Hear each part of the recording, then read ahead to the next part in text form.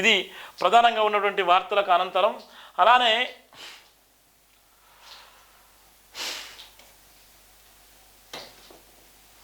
సెలబ్రిటీలకు 100 కోట్లు కుచ్చుటోపి, బాధితుల హీరోయిన్లు సమంత, కీర్తిరేషు, పరిణితి చోప్రా. సఫ్టైన్ కార్డ్ బ్రాండ్స్ పేరిట బడాస్కం, తృతీయ జ్యువెలర్ అధినేత కాంతిదాన్ గరణ మోసం. బాధితురాలు శ్రీజ ఫిర్యాదుతో ఏడాది ఫిబ్రవరి సిసిఎస్లో కేసు ఫైల్ 10 నెలల తర్వాత నిందితుడు అరెస్ట్ అయ్యే నేపథ్యం ఉంది. చూడు ఎంత దారుణంగా ఉందో. అందరూ కూడా మోసం చేసేవాళ్ళు, అందరూ ఏదో రకంగా మోసపోయేటోళ్ళు ఉన్నారు. పాపం ఎంత బాధాకరం అంటే అంత బాధాకరం. తెలంగాణ బీజేపీకి కొత్త చీపు, ఇప్పటికే పేరును ఖరారు చేసిన అధిష్టానం. పలువురికి కీలక నేతలకు సమాచారం.